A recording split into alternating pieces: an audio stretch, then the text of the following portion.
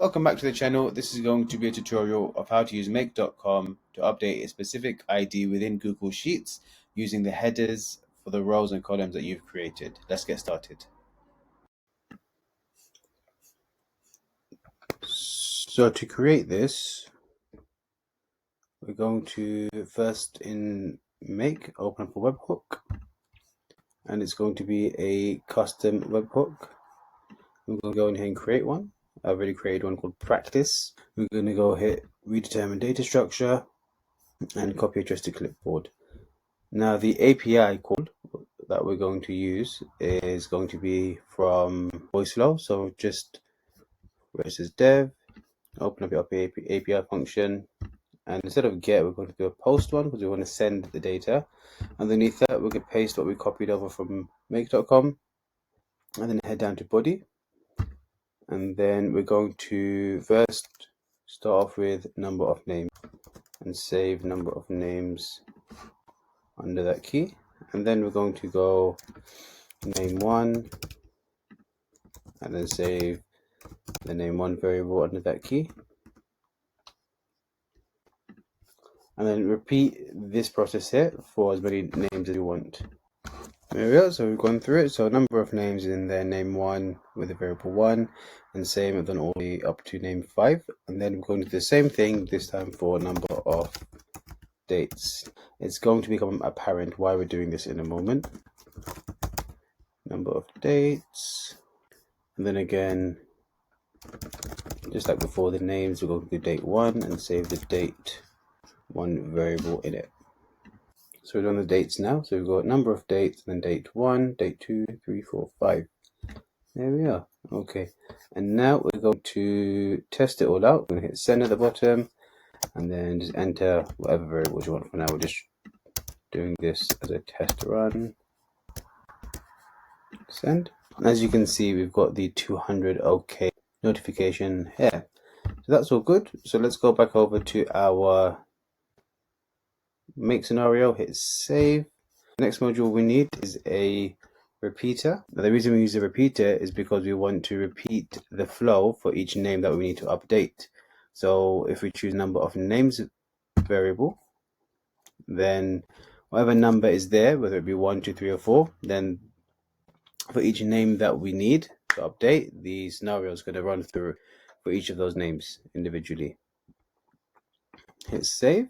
And then the next thing we're going to do is do a set variable, and now we're going to call it name. And this part is important so that we ensure every name actually goes through the system. So in order to do this, we're going to use a switch operator. And now what happens here is in the repeater, you have an I value. So I value increases for every time that the flow is repeated. For the first time that the flow runs, it's going to the I value be 1. For the second time that the flow runs, it's going to be 2. So with the switch operator, whatever is at the front here, the expression is compared to the item that is after it, and if it is equal, if this expression and the item after is equal, then it's going to choose the following item and use that going forth, store it in the variable name. So in this instance, if the I value, now the I value is the value we get from the repeater, the I value starts as 1, and every time that the flow is repeated by this repeater, the I value increases by 1. So we know that if the I value is 1, we're using the first name. I value is 2, we're using the second name. So we're going to do name 1. Now we're going to say to the switch operator, okay, how about if this I value is 2, then we want the second name. So we're going to do a semicolon. We're going to 2. If it's 2, then we're going to do name 2 and continue like this for all of the names. Correct? Looks good to me. We're going to hit save. After that, now that we have the name that we're going to use, we're going to use the search rows function in Google Sheet, and this is going to give us the row that has the row ID that has the person's name. So select from my Drive spreadsheet. That's my spreadsheet there that I need. And the spreadsheet name is payment tracking. Filter, we want to select the name column. Now here it's asking us which row in the column do you want me to return, so that we can get the row ID of the column with the name that we want. So we're going to use the variable name from the other module that we set up, and let's save that. Now we've got the row ID. So you've got the row ID. So we've got the row ID. So if you wanted Sophia Brown, right now we know that Sophia Brown is in row 9. We now need to get the column ID of date that we want to update. Now to get that, it's going to be a bit more complicated. Make.com don't have that function built in, unfortunately. So we're going to go add another module, Google Sheets, and for this one we want to get a range of values, and the range that we're getting is the first date all the way to the last date. So we want to go down to the bottom. So choose the get range values and just make sure you select the correct spreadsheet and the correct sheet name. Then the range we're going to do from B1, so from this date all the way until as many dates as you have.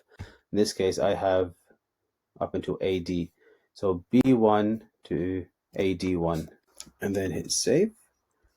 And then we're going to go another module, and this time we're going to use the text aggregator tool.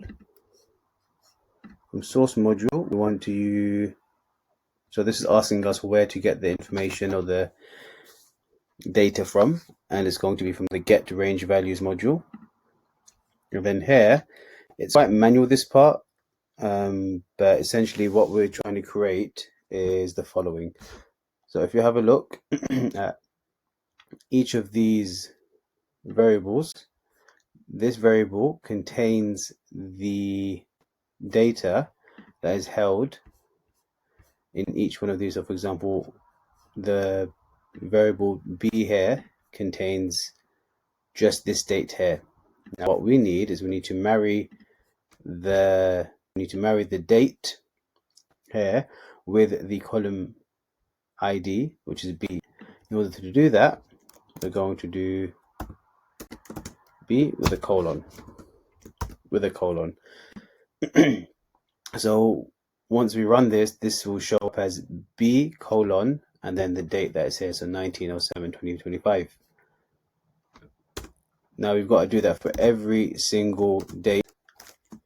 So go through this and do it for all of them that you need to, and then we can move on to the next step.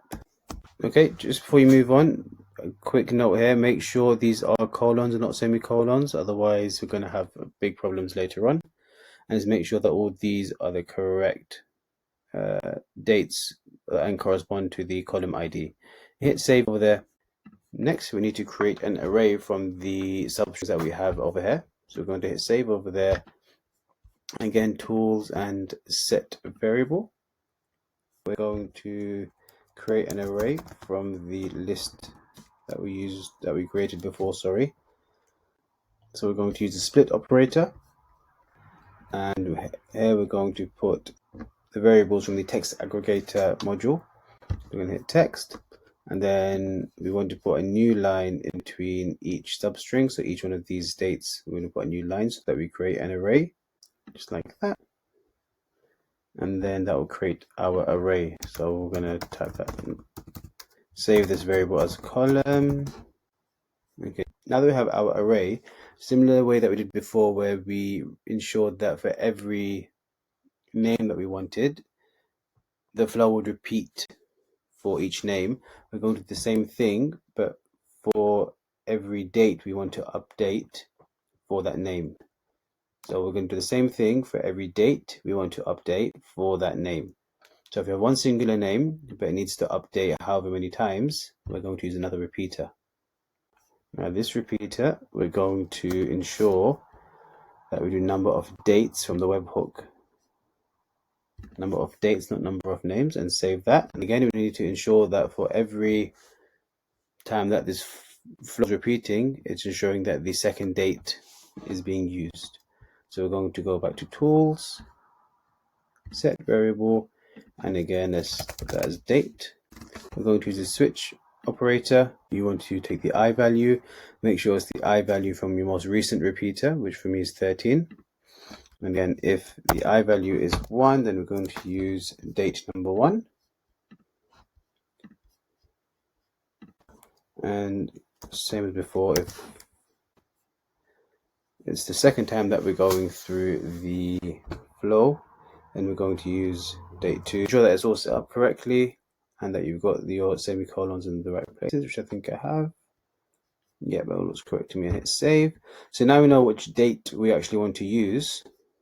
We can use the iterator module, and we're going to give it the array that we set in the text aggregator. We're going to use the iterator to check which one of these variables here contain the date that we need. So then we know which column ID is corresponding with that date. To do that, again, we're going to go tools, and we want the aggregator again. From source module, we want the iterator.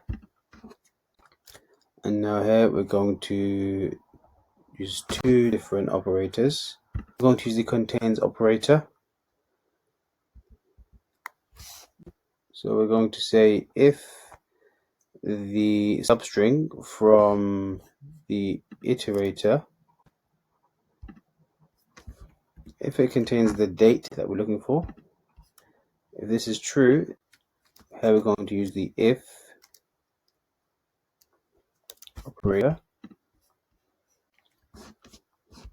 So essentially this is saying that if this returns true, so if whatever is in here is true, then return the first item that we give it here, which is going to be the value from the iterator, which contains the date and the corresponding column ID. So it's going to be again the value from the iterator module. However, if it's incorrect, then you can return an empty string, and let's close it up. So essentially what's going to happen here is for every substring in the array, this is going to continue this process here. This is going to continue this comparison until the date here is contained in the substring here, and then it's going to say, okay, we found a match, let's continue. Once it's found that match, remember we need the column ID itself, and right now it's going to be the column ID plus the date. So in order to do that, we're going to use tools, and we're going to do set variable, and we're going to label this column ID. We're getting there to the end now. That's the column ID. Use the split operator. So over here, if we enter the entire string from the text aggregator, because it's the matching date, which in this case is 17. So remember, this is going to be something like B colon, and then the date will be after that. But we want the B by itself. What we'll do is split the text, and we want to split it using the colon as a separator. Remember, it's B colon and the rest date. So this is now going to create two separate substrings, B and the date. And then we can use index notation now that we split it. So we're going to use the get operator. Get. We want the first item within the broken up string, so it's going to be 1. Then close that up and hit save. So now from this we've returned B, we return the column ID. Now we can use the Google Sheet update a specific cell function, Just make sure we choose the right sheet. Row number. That gives us the row number, and then we want the column ID ahead of that. And then for me, I'm just going to type in paid. There we are. Now that, in theory, should work. So at the bottom here, let's about the way you have run once. Let's hit run once. And now back over to voice flow, and let's send it some actual data. So let's go over to send, and I'm just going to test that out for one date for now. So let's give an actual date from our spreadsheet. Copy the first one, enter it into there. Number of dates is 1, of course, and then names again. I'm not worried about other names. And let's do name 1. Let's do Liam, and number of names is 1. Okay, let's see. So first thing, 200 okay there. Let's go over here. Okay, so no errors right now, and moment of truth.